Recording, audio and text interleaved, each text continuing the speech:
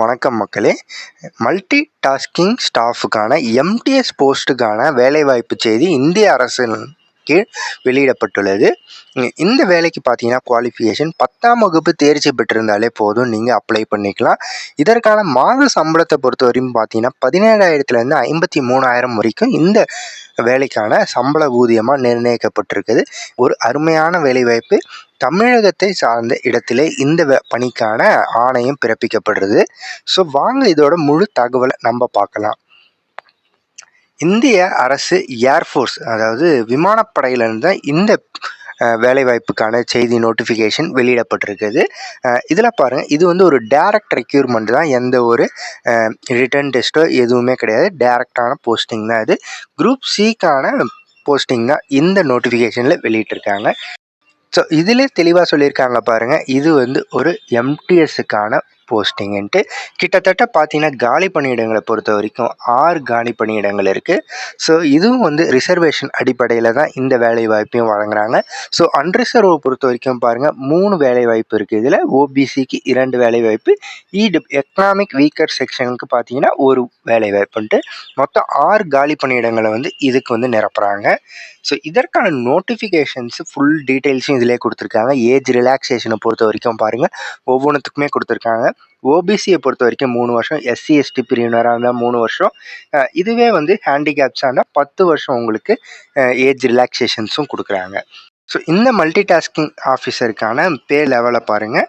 Level 1 பே matrix வந்து 7th சிபிசியில் கொடுக்குறாங்க. So இதற்கான எசென்ஷியல் குவாலிஃபிகேஷனை பொறுத்த வரைக்கும் முன்னதாகவே சொன்ன மாதிரி 10ஆம் வகுப்பு நீங்கள் தேர்ச்சி பெற்றிருந்தாலே போதுமானது. இந்த வேலைக்கு நீங்கள் கண்டிப்பாக அப்ளை பண்ணிக்கலாம். அது மட்டும் இல்லாமல் இதுக்கு வந்து எக்ஸ்பீரியன்ஸும் கேட்குறாங்க. ஸோ நீங்கள் ஏதாவது ஒரு இடத்துல 1 வருஷத்துக்கான எக்ஸ்பீரியன்ஸ் சர்டிஃபிகேட்டை சப்மிட் பண்ணணும்.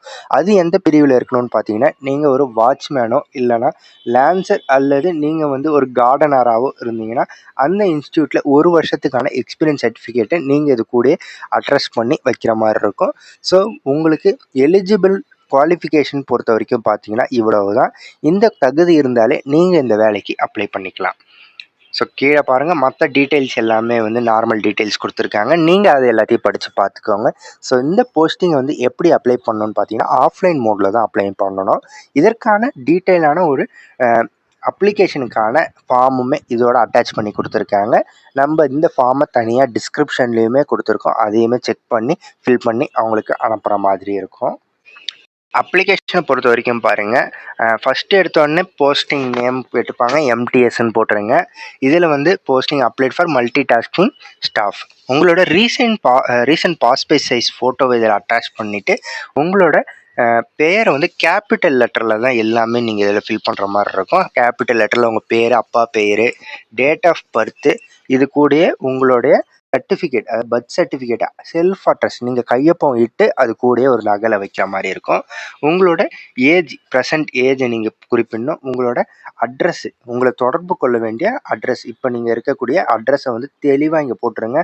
ஸோ அதில் தான் உங்களுக்கு எல்லா டீட்டெயில் இன்ஃபர்மேஷன் போஸ்ட் பண்ணுவாங்க. அடுத்தது உங்களோட அதிகபட்ச கல்வி தகுதி, அதோட கல்வி தகுதியோட நீங்கள் வச்சுருக்க மார்க் ஷீட்டில் உங்கள் சிக்னேச்சர் அட்ரஸ்டட் பண்ணி அதோட நகலையுமே நீங்கள் இது கூடயே வைக்கணும்.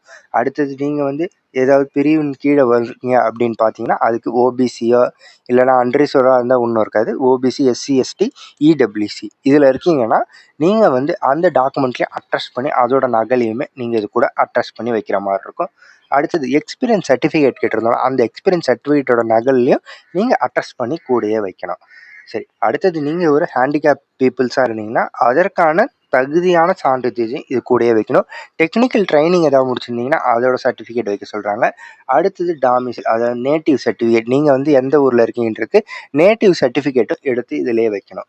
ஓகேங்களா? இதுக்கு முன்னாடி நீங்கள் எங்கேயாவது வேலை செஞ்சுருக்கீங்களா, எம்ப்ளாய்மெண்ட் எக்ஸ்சேஞ்சில் நீங்கள் வந்து அப்ளை பண்ணியிருக்கீங்களா போன்ற கேள்விகள்லாம் கேட்டிருக்காங்க. அது இருக்குன்னு போடுங்க, இல்லைனா இல்லைன்னு போட்டுருங்க. ஸோ அவ்வளவுதான். நீங்கள் வந்து சிக்னேச்சர் பண்ணிவிட்டு டேட் போட்டு நீங்கள் வந்து அப்ளை பண்ணிடலாம். ஸோ இதெல்லாம் வந்து அஃபிஷியல் ரெக்கார்ட்ஸ் வந்தீங்கன்னா நம்மளுக்கு கிடையாது, அவங்க தான் வந்து இது பண்ணுவாங்க. இந்த அக்னாலேஜ்மெண்ட் கார்டையுமே நீங்கள் வந்து பார்த்தீங்கன்னா அவங்க வந்து உங்களுக்கு அனுப்புவாங்க. ஸோ இதில் பாருங்கள் எல்லாமே போட்டிருப்பாங்க. என்னைக்கு ஃபிசிக்கல் டெஸ்ட் இருக்கும், ரிட்டன் டெஸ்ட்டாக என்னென்னு. இதில் வந்து ரிட்டன் டெஸ்ட் எதுவுமே கிடையாது, ஃபிசிக்கல் டெஸ்ட் மட்டும்தான் உங்களுக்கு வைக்கிற மாதிரி இருக்கும். ஓகேங்களா? இது எல்லாமே வந்து நம்ம எதுவுமே எழுத வேண்டிய அவசியம் கிடையாது. ஆஃபீஸர்ஸ் தான் அவங்க தான் ஃபில் பண்ணுறதுக்கான இடம். ஸோ இந்த வேலைவாய்ப்பு பொறுத்த வரைக்கும் எந்த ஒரு கட்டணமோ எதுவுமே கிடையாது. ஸோ நீங்கள் எல்லாருமே இதுக்கு அப்ளை பண்ணிக்கலாம். அப்ளை பண்ணுற இந்த அப்ளிகேஷனை யாருக்கு அனுப்பணுன்றதை பார்த்தீங்கன்னா, நம்ம பூர்த்தி செஞ்ச டாக்குமெண்ட்டை பொறுத்த வரைக்கும் பார்த்தீங்கன்னா, கமாண்டன்ட் IMF IAF பெங்களூர் இந்த அட்ரஸுக்கு தான் நம்ம வந்து போஸ்ட்டில் வந்து அவங்களுக்கு அனுப்புகிற மாதிரிக்கு ரெஜிஸ்டர் போஸ்ட் பண்ணி நீங்கள் அனுப்பிச்சிருங்க. ஸோ விண்ணப்பத்துக்கான கடைசி நாளை பொறுத்த வரைக்கும் பார்த்தீங்கன்னா 27 ஜூலை அன்னைக்குள்ளார அவங்களுக்கு வந்து இந்த இது போய் சேர்ந்துடணும். ஸோ அதுக்கு மேலே போகுன்ற பட்சத்தில் நம்மளோட அப்ளிகேஷன் வந்து ரிஜெக்ட் பண்ணிவிடுவாங்க. ஸோ 27ஆம் தேதிக்குள்ளார நீங்கள் இந்த அப்ளிகேஷனை அவங்களுக்கு ஃபில் பண்ணி அனுப்பிச்சிட்டிங்கன்னா உங்களுக்கு கால் லெட்டரை உங்கள் போஸ்ட் மூலமாகவே அனுப்பிச்சிருவாங்க. ஸோ அட்ரஸை மட்டும் நீங்கள் கரெக்டாக தெளிவாக உங்களுக்கு பர்மனெண்ட் அட்ரஸை அனுப்பி விட்டுருங்க. அது மட்டும் போதும் ஃப்ரெண்ட்ஸ். இந்த வேலை வந்து சூப்பரான வேலை. ஸோ வேலைக்கான சம்பளத்தை பார்த்தீங்கன்னா கிட்டத்தட்ட 17,000லேருந்து 53,000 வரைக்கும் இந்த வேலைக்கான சம்பள ஊதியம் வந்து நமக்கு கிடைக்கும். ஸோ கண்டிப்பாக எல்லாருமே அப்ளை பண்ணி பயன்பெறுங்க.